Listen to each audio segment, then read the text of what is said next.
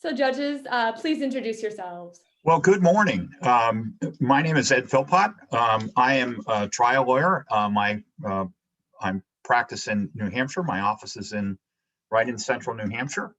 And this is my third year judging the We the People National Finals. Michael. Hello, I'm Dr. Michael Anderson. I'm a retired professor and retired college administrator. I live in northern Minnesota and work with Native Americans in the schools in the local area. This is my 16th national contest. My name is Molly Russell. I'm an attorney with Legal Aid of West Virginia, and I specialize in domestic violence law. This is my first time judging the national contest. And the way it's set up, I feel like I'm in camera inception. Like I see you guys, but I see where you are. And I like it. It's fascinating to me. Well, we'd like to have you introduce yourselves now. Hello, I'm Tyson Madsen. We all attend St Joseph-Ogden High School near Champaign, Illinois. And our coach is Marshall Schacht. I am Dakota Franzen, and it is a pleasure to meet you guys. Hello, my name is Brandon Matze. I plan to attend Millikan University in the fall to study political science, and we look forward to showing you our statement. Wonderful. We're Unit 4. How have the values and principles embodied in the Constitution shaped American institutions and practices? Members of Congress, question 2, members of Congress are not only legislators, but, quote, but they, quote, are also inquisitorial and should meet frequently to inspect the conduct of the public officers, close quote. How effectively do you believe Congress has used its investigatory power? Explain the differences, if any, between Congress's power to investigate and the power of oversight. Which power, in your opinion, is more significant? How effectively do you believe Congress has used its oversight powers? Congress's powers of investigation are used regularly and effectively when the true breadth is taken into account. Typically, when congressional investigation is described, it is used in regards to large-scale investigations, such as the recent investigations and impeachments of President Trump. While this is a prime example, it does not capture the rest of its uses, as well as how effectively it is used. Congress regularly uses investigations to gain knowledge about legislation, as well as to educate citizens. Recently, Congress has used its powers of investigation to utilize the new House Select Subcommittee on the coronavirus crisis in order to gather more information about COVID while also informing the public. In the past, Congress has had countless other committees focused around specific issues that led to legislation. This includes committees like the 9/11 Commission that led to the creation of the Homeland Security Act, as well as the House and Senate oversight committees that can open up investigations on any topic. Congressional investigation, as it is being used, not only allows for more educated lawmakers regarding each individual topic they must discuss, but also increases government transparency by giving citizens vital information about what is going on around them as well.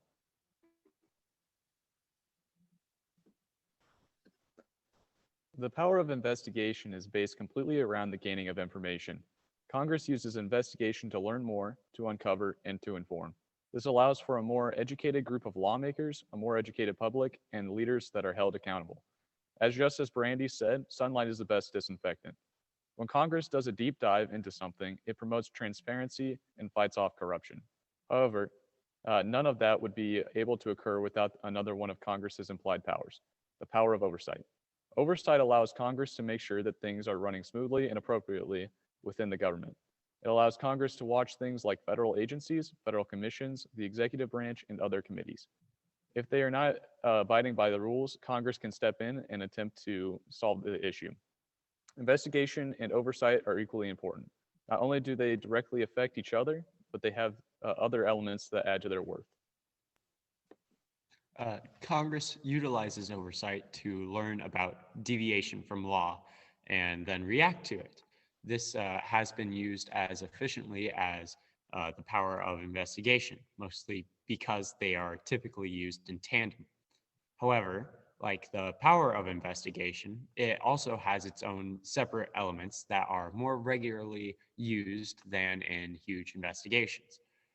Congress can use the power of the purse to force deviations to stop.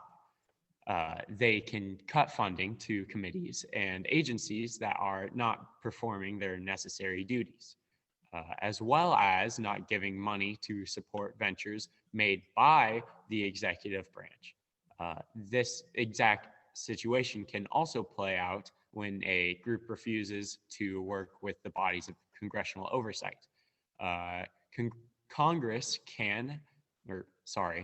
Congress has the ability to utilize the power of oversight to limit funds to open investigations about any group or person deviating from their job in order to sustain accountability. Thank you. In your opinion, are congressional oversight and investigatory powers being used effectively currently?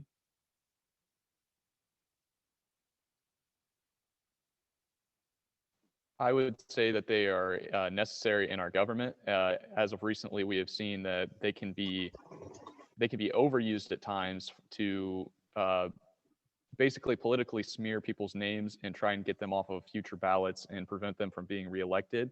They seeked out, I see in a more partisan divide as of recently, they just try to dig up as much as possible about potential candidates and just try and ruin their political career if possible. But they're also still important to bring up these commissions and make sure that they are investigating people to prove that they're doing their job effectively. So can you give us some examples of how it's done well and some examples of how it's not done well? Yeah, of course. So an example of how it was recently done well is that very recently the House Committee of Oversight and Reform proposed an act that specifically, based on the information that they have, protects inspector generals more and allows for more oversight to be had. In their words, they are being protected against political retaliation in order to be even more effective in their investigations.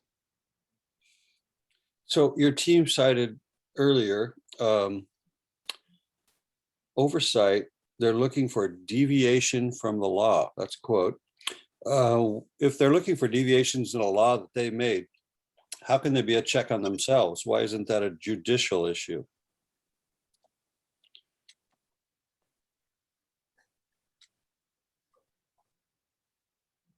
Should I ask that again? Oh, no. Specifically for the, federal judiciary, I don't believe that that would be their place in the matter.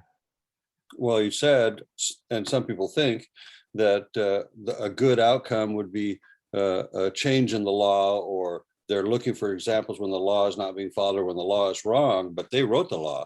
Why wouldn't the Supreme Court or another federal court look at that instead of them looking at their own laws?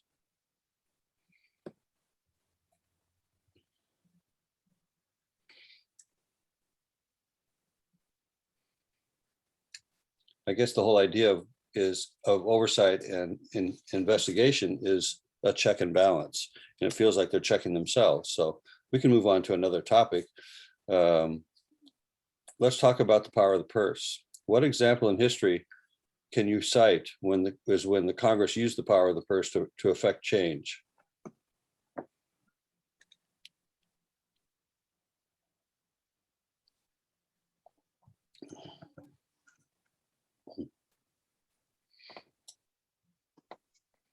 Molly?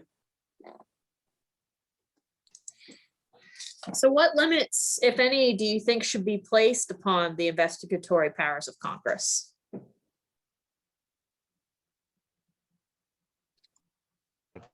Sorry, can you please repeat that?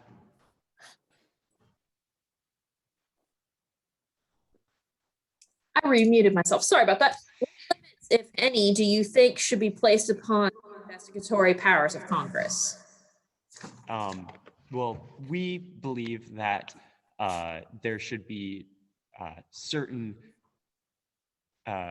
limits to how much they can, well, not investigate, but how much they can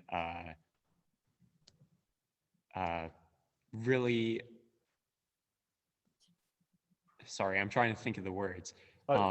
To jump in here, sorry, Dakota, but Yeah, it's okay.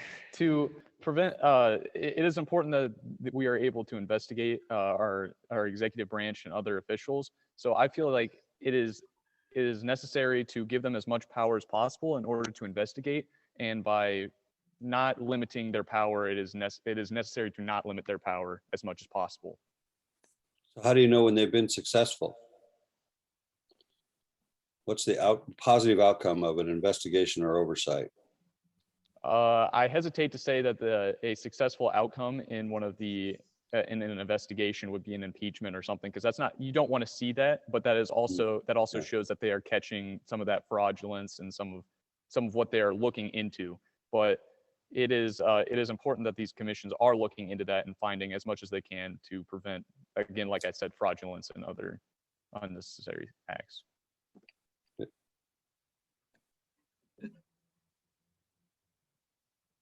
So getting back to the idea of looking at deviations from the law, are they looking at flaws in the laws that they've themselves passed, or are they looking at the enforcement issues? What are they doing in their oversight function with regard to those laws, I guess, is the best way to break the question down. Well, it wouldn't be as much of them looking into the laws themselves. It would more be making sure that the enforcement or the accountability of the people making sure that those laws are enforced are correctly enforced, if that makes sense. I know I said that a lot. It definitely doesn't need, well, also going back to Mr. Anderson's question earlier that we all sat through,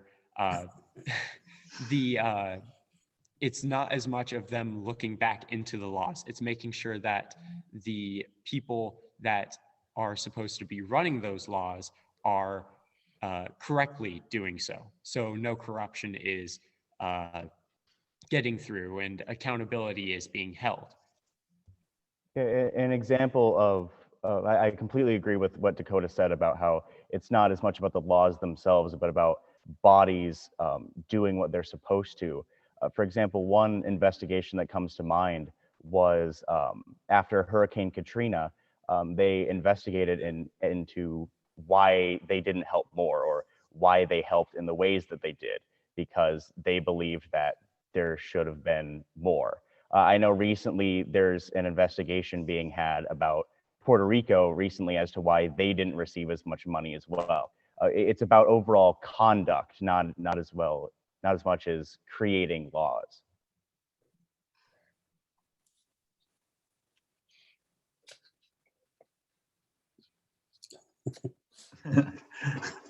She's looking for someone to drink. Yeah, okay. Go ahead. Go ahead, Molly, if you're ready. You go ahead. Okay, so in the current political climate in Washington, D.C., is it too partisan to really have successful investigations? I wouldn't say that it's too partisan whatsoever.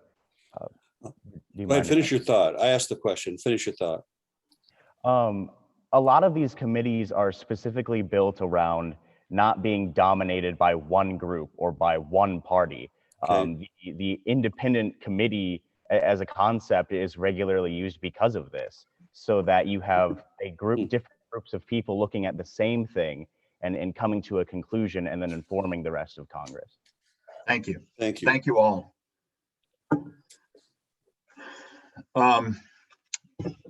Michael, would you like to start us off? Sure.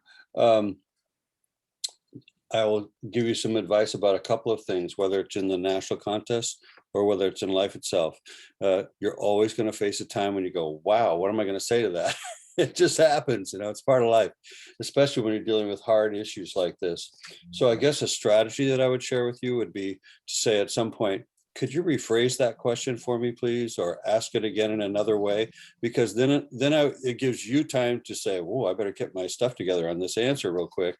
And then, and you did actually come up with some of the answers that you could have answered with a little bit later in your session. So don't feel bad about that. But use it as a learning experience as you move forwards. Yeah, just say, hey, rephrase that, whatever. But the logic here is that, for example, the quote that I gave you, deviation from laws, that's your quote from your presentation. So if you bring it up, somebody's going to ask you about it. So if it's, controversial issues, things like that. So when you're saying deviation from the laws, somebody's going to go down the road like I did. Why isn't that a judicial issue? Well, you already had that answer. You could have given me that answer back. So don't feel bad about it. Just learn from it. And good answer on can a partisan Congress really can conduct fair inquiry? You nailed that one. Back to you. Molly? I was going to impart some of the same advice, but Dr. Anderson, I think he nailed it. It's the same way if you're talking about the power of the purse, just have an example that you can go to kind of off the bat. And I have to imagine, given the things that you guys say, you did know, it was just, you were shell shocked. It was a freezer moment. Yeah. We've been talking about, will somebody please bring up the power of the purse? Yes, so we were excited about that, honestly. As excited as one can be about the power of the purse. And that, I'm a woman and there's some probably cliche thing in there about women in purses, but moving on. Yeah, so just take a breath, answer the question, ask for a rephrase, because I know that you guys know it, and I'm going to agree that the partisanship issue, that answer you just nailed, spot on. So I'm going to go back to what Dr. Anderson said. I also was working off of this quote, deviation from the law. And you obviously knew the answer because I asked you pretty much the same question and used some different words, and you got it. And you got the two things that I was personally looking for. First, I was looking for the answer to Dr. Anderson's question that says, when you are in the oversight function, when Congress is in the oversight function, they're not examining the law. What they're examining is the enforcement of the law. Does this thing work the way it's supposed to? Was it implemented the way it's supposed to? And the answer to that question, or the example to that question, was Katrina. Yeah. So you got there. And I agree, a good tactic is to ask to have the questions rephrased, because my question was a little bit more leading, if you will, but it was there. The last thing I'll leave you with is I used to umpire softball, and I used to tell girls softball. In fact, I used to tell all the people that I was umpiring with, listen, before you make the call as to whether or not the kid who just slid home is out, make sure you know where the ball is. So, because having made the wrong call at once, I called the kid out, and the catcher looked up to me with these beautiful little blue eyes and said, I don't have the ball. So she made the tag, but she didn't have the ball. So when you're answering the questions, just make sure you know where the ball is. Okay, great job, guys. Thank you very, very much. We'd like to congratulate the students on their effort and participation this morning. Thank you very much, judges, for your feedback and your time today. Thank you. And it was good to see you weaving in and out of the picture out there in the gymnasium. I try to stay away. I have to tell you, it's a little bit intimidating to have a picture of Lincoln looking right back at us instead of whoever's behind it. Well, land of Lincoln, so we're inspired. Right. Did our best. All right, take care and enjoy your day. You too. Thank you.